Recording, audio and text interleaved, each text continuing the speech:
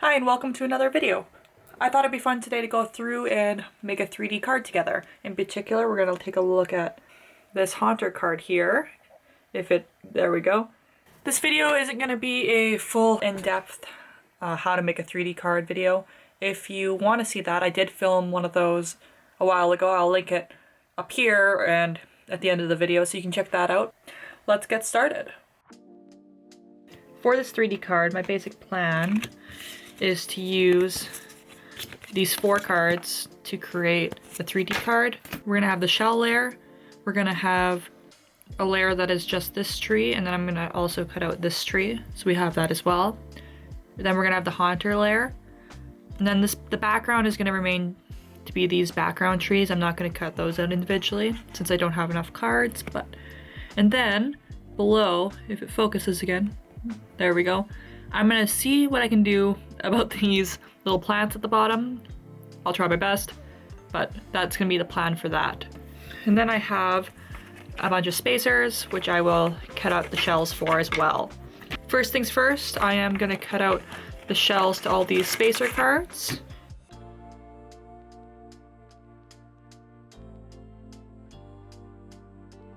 So as you can see, I have my first spacer cut out here. It's gonna go on top like that. I kept the little corner, this area, just so it matches up with the Haunter card.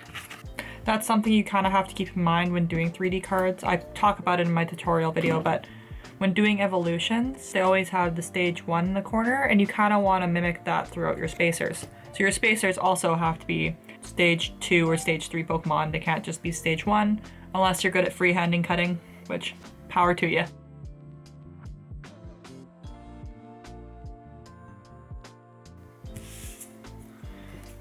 There we go. Now that we have all our spacers done, I'm gonna put that to the side. If I can get them in a stack. And then we're going to start working on this. So the first layer I'm gonna start with is probably just the shell. I'm gonna keep it as clean as possible because we're gonna wanna cut out that Haunter afterwards.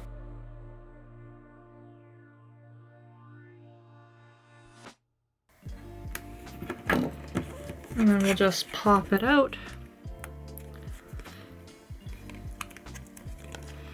Then we have our border, and then we also have this piece here that we'll use to cut out the Haunter later on. So then with all the spacers, we have that nice depth.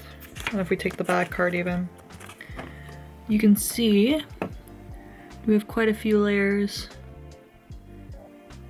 in between there. So then the next thing I think I'm gonna cut is, I'm gonna cut out everything but this tree. Except for, I'm gonna keep this tree here intact, but I'm gonna cut it out, like, separately. It's a little bit more in the background than this one, so I wanna try and I want it in front of the very back trees, but I don't want it in front of the same level as this tree. So we're gonna cut that out separately and then post it on later.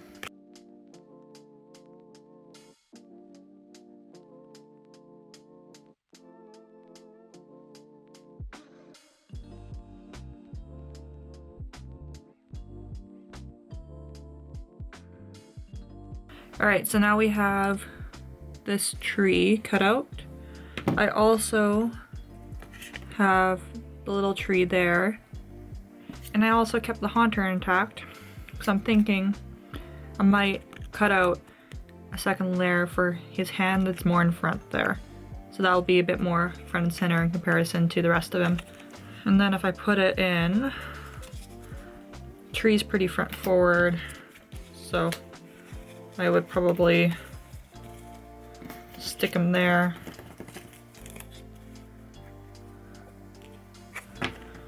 Do something like that. Okay, then for the next layer, we're gonna try to cut out those little intricate pieces at the bottom there. We're gonna see how it goes. It's very tiny cutting, so if it ends up not looking good, I'll just scrap it, but it's worth a shot.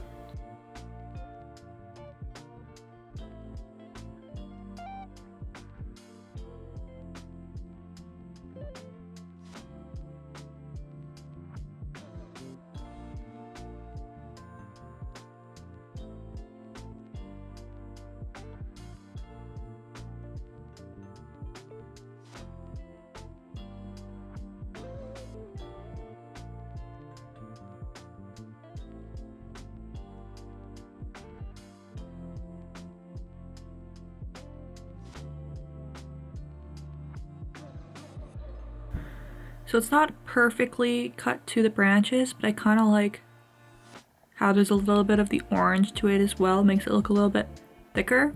I might cut a little bit more off later, but so once, especially when I put the black outline on it, I think it'll look pretty good. So the next step is going to be, I got 3 haunter layers that I took another one out of that last card I cut, so I have 3. So I'm gonna cut out the full haunter here. Make sure to be very careful about his hand over there. This one I'm just gonna cut off the hand. And this I'm gonna cut out the full artwork again, just to have a double layer backup sort of situation. Because I'm gonna have to prop him up a little bit to match up with the tree. So I might have to do some creative propping.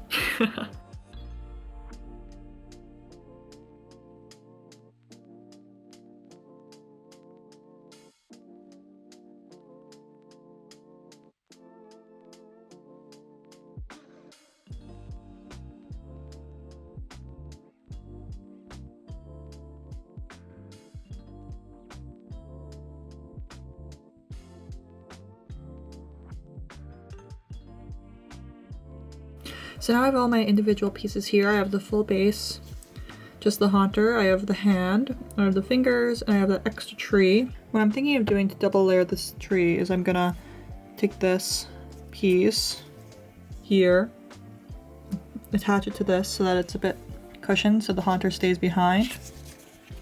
And then we're gonna glue that trunk to this so that way the haunter will float to it. As well as that way when I put this haunter piece on it, it'll still be a little bit behind the tree. It won't be exactly the same layer, if that makes sense. And then we'll glue the extra hands on as well. But that way the haunter will be floating above everything instead of just having to make a base that props it up. That should work anyway. We'll try it out. It's something new. I just don't like the idea of having to... You could put a little like foam block in the middle of it or stack of cards or whatever to make it prompt up, but this way it'll still be attached to everything and the layers will still be there. Before I do all that, next I gotta do the outlining stage where I will take a marker and outline all the outlines just so they look better, to make them all uniform and look better than having the white edges. So I'm gonna do that.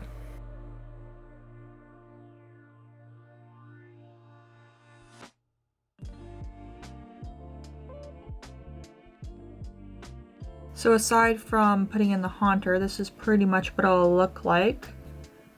And then I have everything outlined there as well. So the next part is I'm going to basically cover up whatever will be seen behind the layer. So I have to cover up the haunter basically, and I'll probably cover up the corner tree and the main tree as well.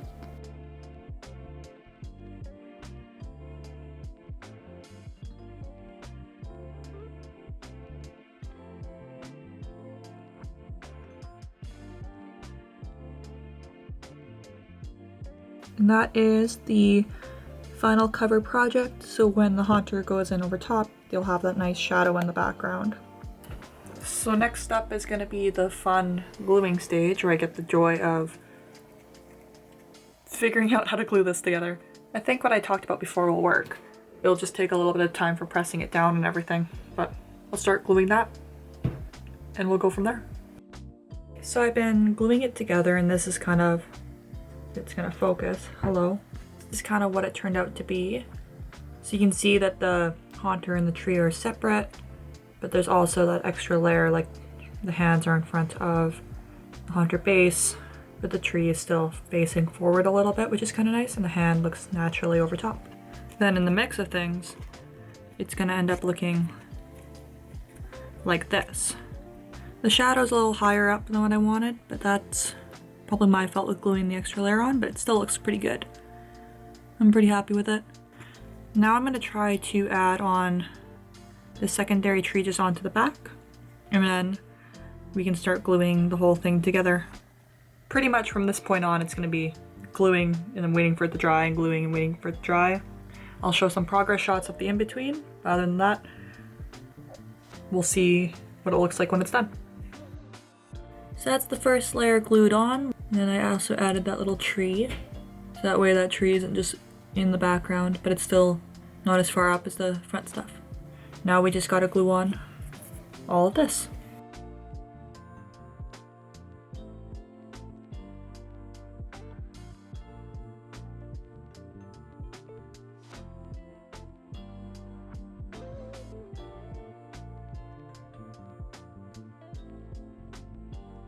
I had to add books to my weight because it was curving a little bit.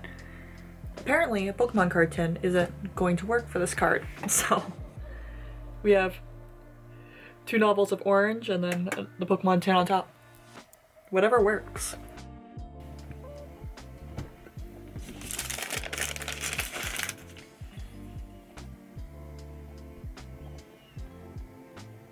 I have all the pieces on it now.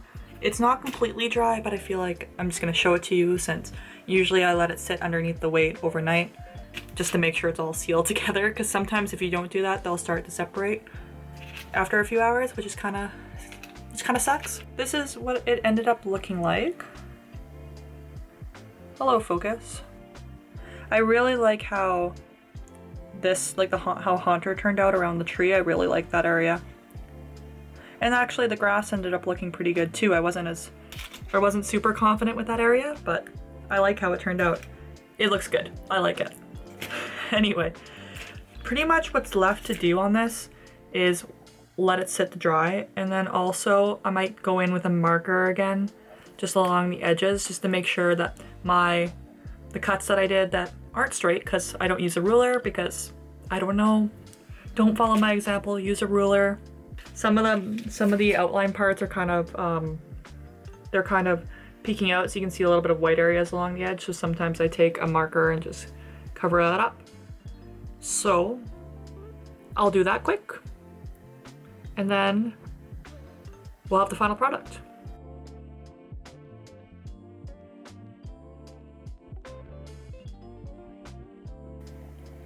So you probably can't really tell because it's very minor, but there's a white area underneath the tree, so I kind of went over that. And I kind of did a few of the edges.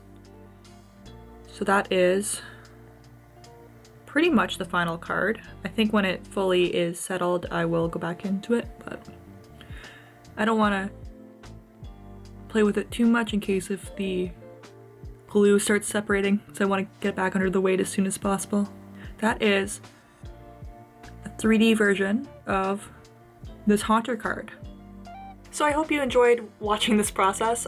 Other than the tutorial video, I haven't really made any of these on camera before, so it's kind of an interesting way to showcase making one of these cards. If you want to see more, let me know in the comments below, or if you want to see any other projects, let me know as well. And don't forget to like the video and subscribe. And yeah, have a great rest of your day, and we'll see you guys next time. Bye.